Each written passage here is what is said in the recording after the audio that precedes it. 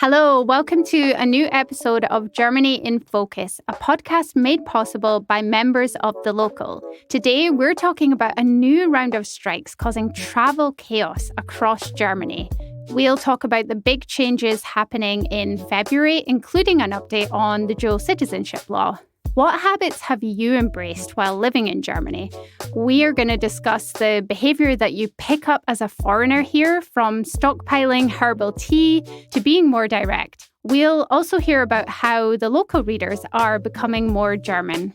Lastly, we'll talk about some events happening in Germany this month. I'm Rachel Loxton, and I'm here in Berlin today with journalists Imogen Goodman and Aaron Burnett. Hello to you both. Hello. Hello. How are you? Yeah, good. Managed to make it here in the icy cold. I think winter's kind of returned, but it's fine. We're here in the warm booth, so happy to be here. In the middle of never-ending January. Never-ending January. Which is something that I've heard a lot about. People just feel like this January won't end. It's so true. But guys, by the way, when this episode goes out, it will be February. Can you believe it? That sounds magical at this point. I mean, hello from the past to the future.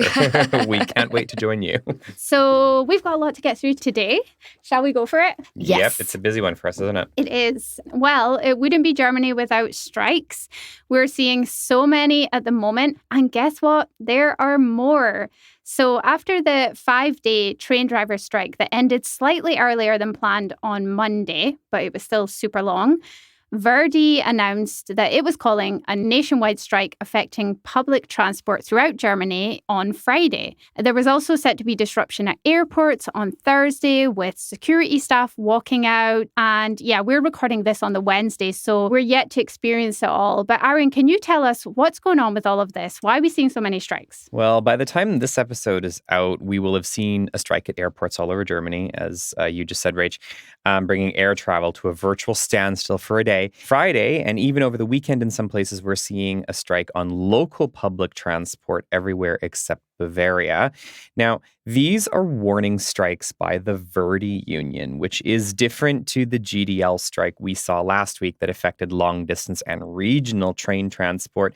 You'll have noticed that during that strike last week, that long distance and regional trains were out, but that local buses, U-Bahns, trams, and even ferries in some cities, Berlin has a few ferry lines, were still running. This week, it's the other way around, where local transport is striking and the regional and long distance, including the S-Bahn, will still be operating because those workers are represented by different unions. But it does vary quite a bit over Germany, right? So people should keep an eye out on their city or their town. Yeah, absolutely. So again, as I said, Bavaria seems to have gotten away this time. But I mean, there's no guarantee that if there is another strike that'll be the same again. Berlin has a very short strike on Friday, 4 a.m. to 10 a.m., but surrounding Brandenburg and much of the rest of the country, that's going to be an all-day thing.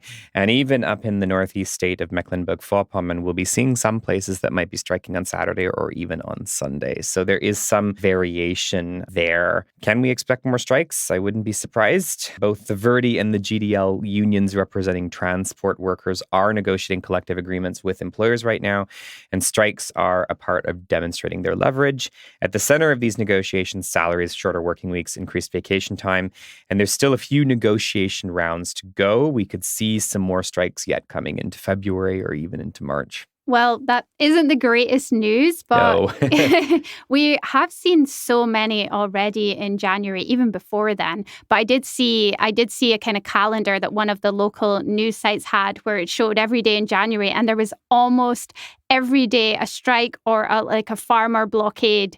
So It really is full on. Do you think people are supporting strikes, Aaron? What do we know about that? Well, this is actually an interesting one because quite regularly last year, for example, when we saw quite a number of these warning strikes, even though those strikes were obviously annoying to have to deal with and lots of rescheduling and all kinds of making new plans, that sort of thing, the public support of workers who were striking in their demands for better wage contracts really did hold firm for the most of last year. Really, most polls I saw, around 60% of people responded saying, yeah, we support the workers. That has since changed, and according to a a recent survey that I've seen where it's flipped basically entirely. Now we see almost 60% of people saying that they don't understand why workers are striking right now. So quite an interesting change. Thanks a lot for that, Aaron. We'll include updates on the strike stories in the show notes and check out the local website as well. Before we carry on with our chat, I'd like to ask that you hit follow, leave a review and a rating wherever you get your podcasts. This helps other people find us, so it's really helpful and we really appreciate it.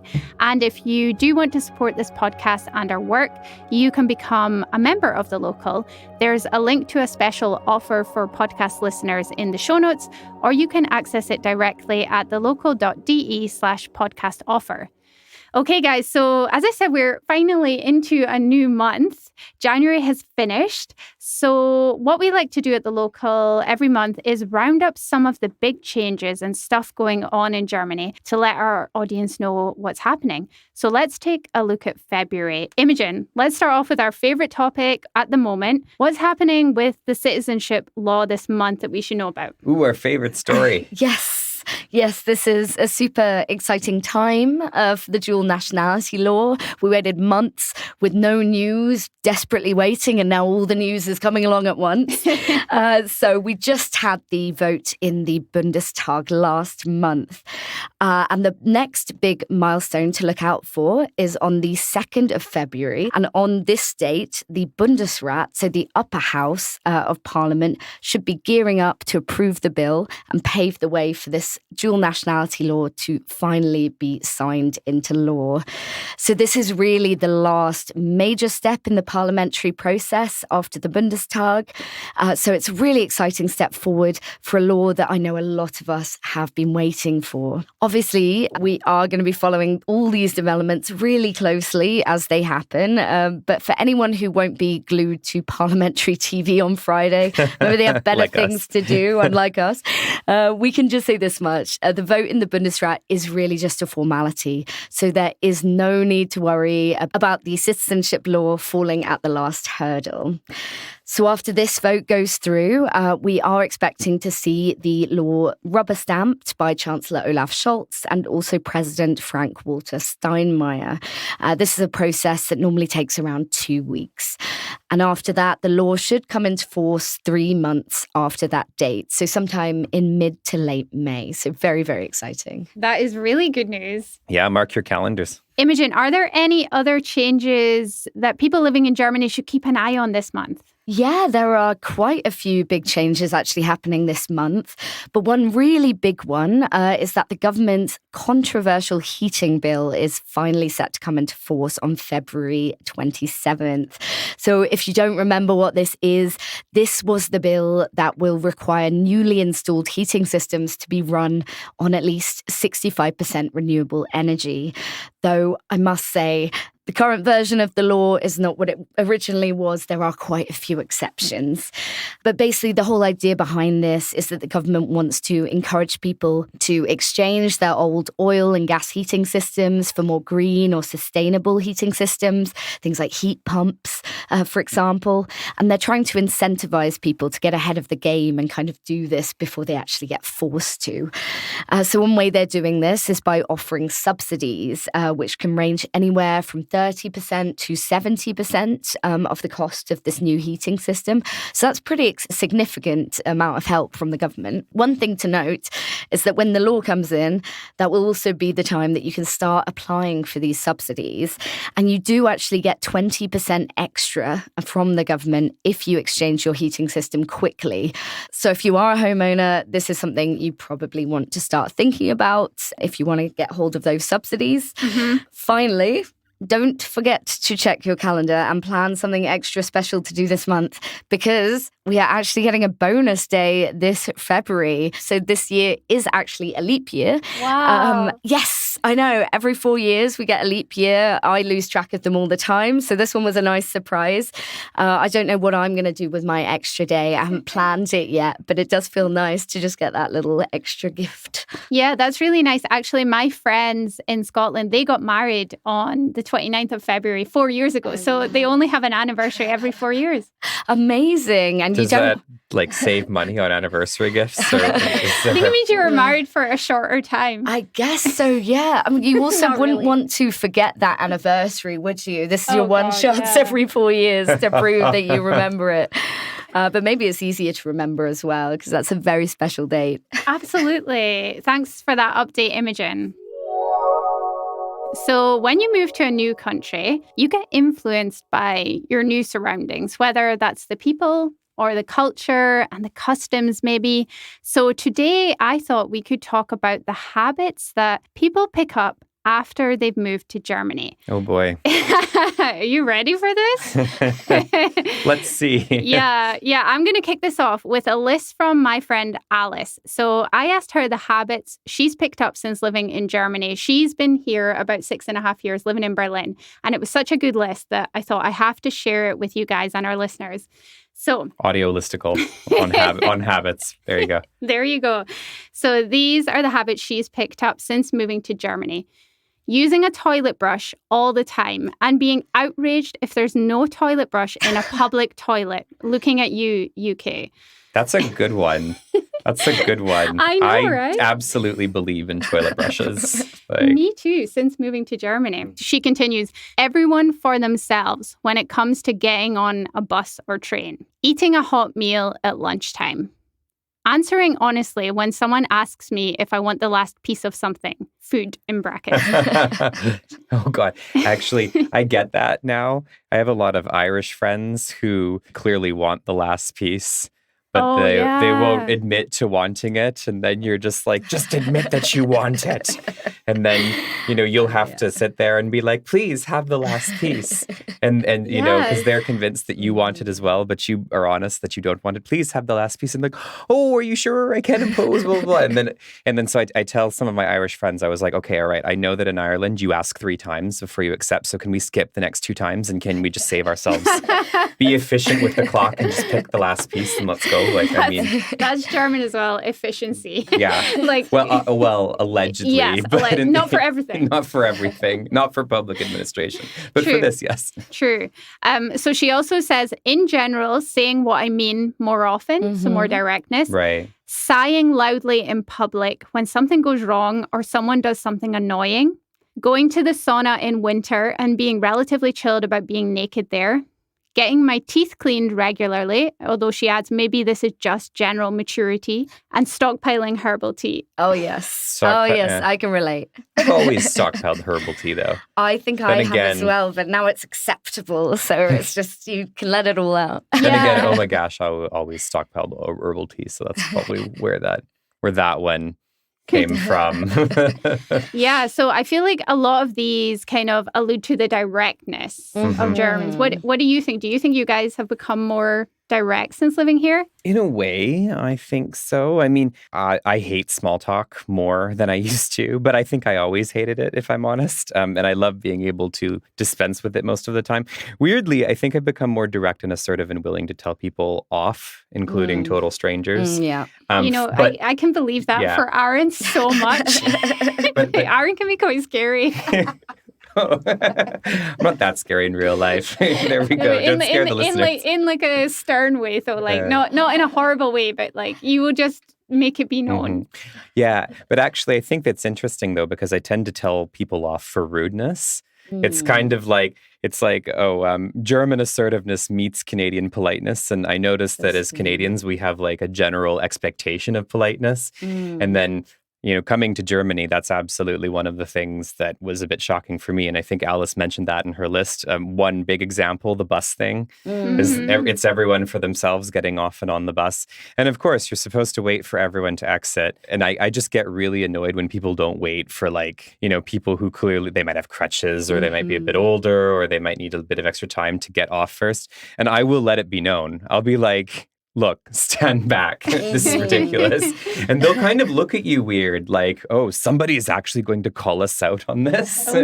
Yeah, so I find it interesting. It's they don't expect being called out for certain things either. Forceful politeness. Yeah, forceful politeness is a big one. It's me combining the German Canadian. That is so German Canadian. Forceful politeness. Yes. Yeah.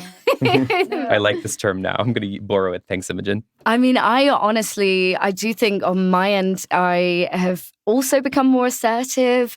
I think that is generally a positive thing. Like Aaron says, you're either standing up for other people or you are standing up for yourself. Mm-hmm. So when I first came here as this kind of timid English woman, being way too polite all the time, being maybe sort of looking a bit grumpy and fixing someone with a slightly hurt stare if they sort of pushed in front of me in a queue or something, but never having the courage to actually say anything. So I think over time, I just realized you cannot go about your day in Berlin that way. Sometimes you do have to stand up for yourself. You do have to be assertive. You have to be tough. You have to be tough. Yeah. And I would say I'm not quite at the level, if it's on a scale, I'm not at the point of yelling out of my window if someone is not ripping up their cardboard correctly to put in the bin. I'm not quite there, but I'm a bit further back on the scale where I'll do a kind of slightly timid Fahrradweg if someone gets in front of me on the cycle path. And I think, from where I started, that's progress. That's progress to be able to use my voice in that way to tell someone to get out of my way. Absolutely. Good for you. I don't do that enough. I'm still a little bit too timid. But one German habit that I think I'm obsessed with, I do it all the time, is luften. So airing out rooms. I think we have talked about this before. You speak about luften. I'm obsessed with it. I think it's my personality. You have become German. Aren't you Rachel Luften? Rachel Luften. Yeah, but middle of winter. I tell everyone, in the middle of winter. And guys, I even got myself a dehumidifier to intensify the experience of airing out. That's amazing. That's amazing. Yeah, that is starting to get to be peak German level. Absolutely. Yeah. And the other thing, which I know a lot of us do now, which we've talked about, is looking into each other's eyes when prosting or cheersing. Yeah. I don't do that the same way. I mean, I do, but I don't do it quite as intensely as other people seem to do it. I was over at a friend's house for dinner this week, and he's British and she's German, and they've been together for a while, and he's been here for a while, and we were cheersing around the table, and I noticed the sort of the intense stare of cheersing, and I'm like, "You've gone native." It's true though, and it's kind of becomes an obsession, like one of those superstitions you don't really quite believe in, but you do it anyway, like sort of knocking on wood. That just is ingrained in your psyche, that you're kind of desperately who's next? Who wants a piece of my cheersing stare next?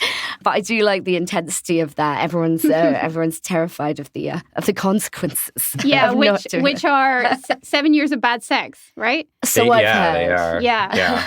I'm also obsessed with the intense staring. I don't really care about the consequences. But I just... Or is it that you are trying to avoid the consequences? Because we all know what that is. It'll go for 7 years. Perhaps so. I think what I meant to say was that I am just so obsessed with the moment of staring into someone's eyes, everyone's eyes. And it is something, I think, as you were describing, Imogen, I think that those of us who aren't German, we've taken it on so literally. We're just banging the glasses, no blinking at all. No averting of the eyes. You remain so focused. It's like they're staring straight into your soul.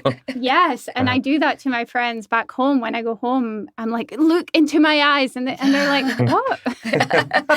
That is, I would say that is the time when you notice these habits. Yes. When you're here, when you've kind of, not to use too much of an AfD word, when you're kind of assimilated in some way into the culture, it becomes the new normal. But it's only when you go back that you think, that's a bit weird, isn't it?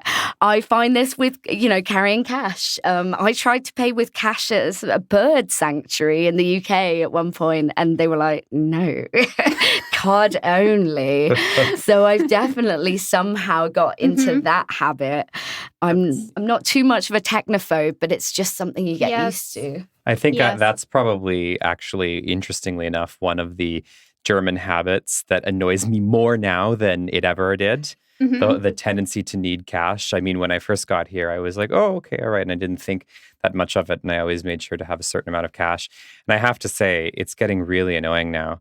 Like every time I go to a place where it's like cash only, and I'm like, okay, all right, what year are we in? And whose money are you laundering? I mean, these are the two questions that I always have whenever that happens. So. Your directness comes out maybe slightly. Your polite directness. Yeah. But then I end up tweeting about it. And whenever I tweet about cash, it tends to go viral. So obviously that is a point that I think resonates with a lot of people. Definitely. Everyone relates. And I asked another friend, by the way, and they said one habit they've picked up is walking with a beer and drinking with a beer. Ah, yes. So that's a vague beer, actually. Beer. Or the Fußpilz, which is the more gross version of that. Kind of means a fungal toenail infection, but it's a nice pun. Oh, God. Sorry for bringing that up. I had a friend of mine who said, the natural state of a German, Erin, is to be outdoors drinking alcohol.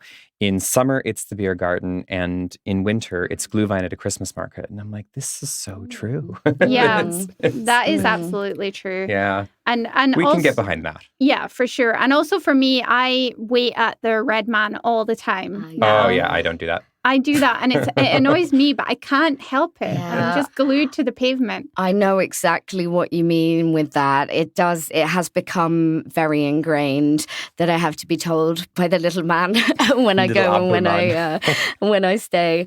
And I also think on the point of kind of being out and about in all weathers, this is quite a German thing that I've got of kind of slightly looking down my nose at the so-called fair weather cyclists. And I don't own one of these, but I have been known occasionally to cycle in a rain poncho. A friend of mine lent me one, and then I thought this is peak German. You've gone native. I have. I know. I just thought, wow, this is really commitment to the cause of cycling, no matter what the weather is. I draw the line at sort of a thunderstorm, but anything other than that. Yeah. It's not get electrocuted. Well, the rain is okay. Yeah, you're really good at that, Imogen. We need to take more of your tip to cycling. At least I do. And the other thing was, which I think we kind of mentioned, recycling is such a big deal here. I feel like a lot of people get better at recycling after living here. Definitely. It's because you get a fund deposit back, to be fair. Yes, the leaving bottles on the street, that's definitely a habit. I actually did a flat swap with a lovely couple in Paris, and I stupidly forgot to explain the whole intricate system of recycling to them. So it's entirely my fault. And in France, of course, it's completely different, and I think a little bit more laissez-faire, a little bit more relaxed. So I came back and I was like, what have they done? Why have they put the cartons in with the cardboard, and I was just sort of having a meltdown there, and I just thought, Imogen, what has happened to you? So it really, becomes hardwired knowing where everything goes, and you assume that it's selbstverständlich, that everyone else is just going to know how it works. This is an experience I had to teach my my boyfriend who recently moved here, of course, how the whole everything around recycling. So that was a fun thing. And then I remembered... Did it take 3 days? Yeah, it took some time. And then I remember also basically going into the filing cabinet in my office and just, showing him where his file folder was. And he was like, why do I need this? And I was like, just don't ask questions. This is yours. Put all your important documents in this folder. You will figure it out soon enough why. That's really good. You gave him a crash course in how to be German. Yeah, there you go. Excellent, guys. So we at The Local, we also put a survey out recently asking readers if they've made themselves more kind of German to fit in and what kind of habits they've picked up. Imogen, what kind of responses have we got to this survey so far? Yeah, we got a really huge range of responses, actually. Really varied ideas for the ways in which you could sort of make yourself German. But some themes, I have to say, did crop up several times. One sort of point that people made, which I think we've missed here, was that people said they generally become more organized and good at making appointments for everything they needed to do, that file folder that kind of comes into play. And also that they kind of enjoyed the German separation of work and private life. So their work-life balance that the Germans seem to be so good at. Mm-hmm. One reader did actually say that sadly they've become a little less spontaneous in their life. They now only visit people or friends by prior arrangement, which I thought was a great response, because I just thought, wow, I love the idea of the look on a German's face if you sort of turn up at their door unannounced, and then this like clash of cultures there where they're wondering why you didn't phone 3 days in advance to make your appointment to see them. Yeah, by prior arrangement. By prior arrangement, exactly. A few people also said they had embraced the German way of life by joining as many clubs and associations, so Vereine, as they could. One reader, who I honestly think should win some sort of prize for successful integration, said he had been a member of at least 5 local clubs and even been the chairman of 2 of them. So not just joining the clubs, actually taking part of the administration. That's really high level Germaning right there. Special integration. Absolutely. That's definitely, he'll be on track for the fast track citizenship, I reckon. So another thing we heard a lot was that people had adapted their fashion sense to the German practical mentality. So they said they were dressing in more muted and neutral colours. I think boring was a word that might have come up a few times. Someone said that they'd got rid of their funky, brightly coloured Kinderwagen and swapped it for a more boring and less offensive one, apparently. That sounds which awful. Is quite sad, getting rid of all any funky sort of outfits that they had. You won't need those here. More Birkenstocks, perhaps. More Birkenstocks with the socks, obviously. Some I still got brown my clothes around. or beige socks. One reader actually said that they'd got a special Bavarian wannabe outfit. That's what they called it. In their wardrobe, which consisted of Bavarian shirts and a cashmere jumper. And of course, there were also kind of the little habits, which we've kind of mentioned a few of, like knocking on a pub table to acknowledge people you know when you're entering or leaving, not crossing in the red light, of course, generally not greeting people when they're kind of walking the opposite way, which is definitely a cultural difference between the UK and Germany, and even writing your numbers differently, which is a very subtle one, but I've gone halfway on that, actually. I do cross my 7s, but I don't write the 1s like 7. That's just ridiculous. Never. That's so true, actually. That's like one thing I picked up quite soon after moving here, and it was so confusing to me for a while until I worked out how they did it. And then I was like, wow, nobody talks about that. No, I was actually, when I took on a teaching job, it's one of the first things they said. They said, you know, if you are writing down your numbers, Germans will get so confused if you do it like this, and this is how you have to do it. So actually, I got a heads up on that quite early, which saved me a lot of trouble probably at the Finanzamt. Yeah, I definitely caught on to that quite early, simply because I loved it. Yeah. Everyone always complains about not being able to understand my penmanship, and things got a little better after I started writing my numbers a certain way. So there we go. Love it. I feel like we can all agree that a lot of the German habits we picked up have improved our life somewhat. I would say generally. I think they have, at least here. At least while we're here. We might get some weird looks if we went somewhere else, but while we're here. Oh, and one more. Using 24-hour clocks. Oh, yes. I still don't do that. I default to it. I love it. It's fantastic. And actually, weirdly, and here's an example of I started doing it whenever I visited home in Canada. And one particular family member, my sister, caught on, and she still does it, like even in Canada. Like she says, yeah, no, it's so much better. So you're an influencer. There you go. But she's never lived here. But I love the 24-hour clock. Absolutely love it. Love it. And if you're listening at home and you want to share some of the habits you've picked up, please leave us a comment or get in touch with us. We'd love to hear them. To round things off today, let's talk about a few events that are happening across Germany. I'll start off. I'm looking forward to the Super Bowl because, as regular listeners will know, I am an NFL fan now since I went to a game in Frankfurt. All it took was one game. one game, and I'm a super fan. Not really. There are plenty of places around Germany showing the Super Bowl because there are a lot of NFL fans here. So the game actually starts early on Monday, February the 12th at 12:30 a.m. That's German time. And if you want to see the halftime show, you have to stay up till 2 a.m. So it's a late night if you're going to watch it here. You can watch it at home if you have certain TV subscriptions, including, I think, for RTL Plus. In Berlin, there's an NFL Deutschland Super Bowl watch party, which is being hosted at Huxley's Neue Welt. In Munich, there's a local football club that is showing it there for free. And in Frankfurt, there's an event at the Chicago Meatpackers Bar and Grill, which I went to actually when I was in Frankfurt. Mm-hmm. And there will be a few other showings. So inquire around wherever you live if you want to socialize for it and see it. And we'll include a link to our story on this. You know, I have to say that the first year I was in Germany, I went to a Super Bowl watch party. It was a lot of fun, actually. I didn't realize how many people actually really got into it.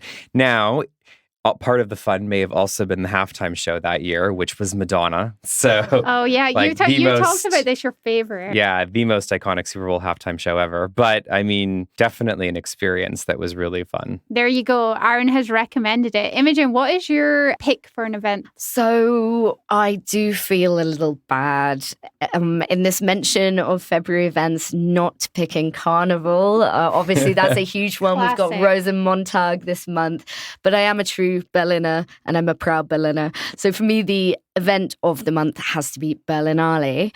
Yes, absolutely. This year looks set to be a really exciting festival. There are 120 films being showcased around the city, and legendary director Martin Scorsese is set to be given a Golden Bear for lifetime achievements in cinema. So we're going to have some really famous faces wandering around Berlin this month. The festival will kick off with a world premiere of a new drama starring Cillian Murphy called Small Things Like Us. But if you do want to check out the full program, that will be published on the Berlinale website on February 6th. And the festival itself runs from the 15th to the 25th. So be sure to get yourself down to Berlin for that. That sounds really great. And on the topic of films, actually, I would also add a recommendation to see the film Priscilla, which is showing in cinemas at the moment because it shows when Elvis was stationed in Germany. So It's got that nice little link. And I watched it in a Berlin cinema and the Germans were kind of like chuckling at some of the, the nods to Germany in it. Yeah. So I would recommend that. No, Berlinale is absolutely fantastic. I love it every year. And there's so many different films you can see from around the world. It's just an absolutely magical time in this town, I have to say. But if I can't pick that one, because Imogen's already picked it, actually there was an event that caught my eye, and that is the Leipzig Eistraum, or the Ice Dream. It's absolutely making me nostalgic. It is a huge ice skating bonanza with a lot of different rinks set up in the city center of Leipzig, along with a 36-meter winter slide, apparently. There's a Ferris wheel. There's special events for children. Now, I learned to skate around the time that I learned how to walk. But here in Germany, there's usually just not the big expanses of ice that you can skate on that I'm used to from my childhood, sort of the endless kilometers of frozen lakes to skate on. But there seems to be a decent amount of ice in the Leipzig Old Town for this event with all of these different rinks that they have set up. So it really looks just lovely.